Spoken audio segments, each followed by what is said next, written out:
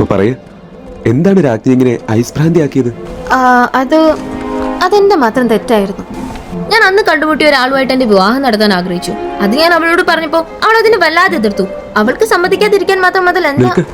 നീ ഇപ്പൊ കണ്ടുമുട്ടിയ ഒരാളുമായി വിവാഹ നിശ്ചയം നടത്തിയോ?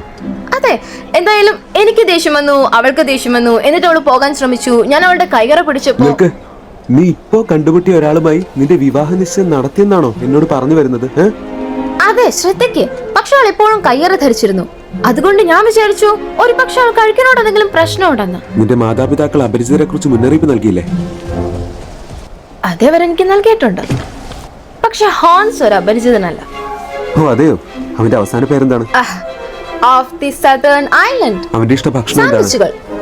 ഒരുപക്ഷെ ജോൺ. കണ്ണിന്റെ നിറം, പാദത്തിന്റെ വലിപ്പം ഒരു പ്രശ്നം. നീ അവനോടൊപ്പം ഭക്ഷണം കഴിച്ചിട്ടുണ്ടോ? അവന്റെ കഴിക്കുന്ന രീതി നിനക്ക് വെറുപ്പാണെങ്കിലോ? അവൻ മൂക്കിൽ കയറുന്ന രീതി വെറുപ്പാണെങ്കിലോ? എന്താ പറഞ്ഞ? എന്നിട്ടത് കഴിക്കുന്നത്? ക്ഷമിക്കണം സർ, അവനൊരു രാജകുമാരനാണ്. എല്ലാ പുരുഷന്മാരും ചെയ്യും. അതൊന്നും ഒരു പ്രശ്നമല്ല. ഞങ്ങൾ തമ്മിൽ യഥാർത്ഥ സ്നേഹത്തിലാണ്. യഥാർത്ഥ പ്രണയമായി തോന്നുന്നില്ല. ഓ, പ്രണയത്തെ കുറിച്ച് നിനക്ക് അത്ര അറിവുണ്ടോ? ഇല്ല, പക്ഷെ എനിക്ക് അങ്ങനത്തെ സുഹൃത്തുക്കളുണ്ട്. നിനക്കോ? പ്രണയത്തിൽ അത്രയും അറിവുള്ള സുഹൃത്തുക്കളോ? ഞാനത് വിശ്വസിക്കുന്നില്ല.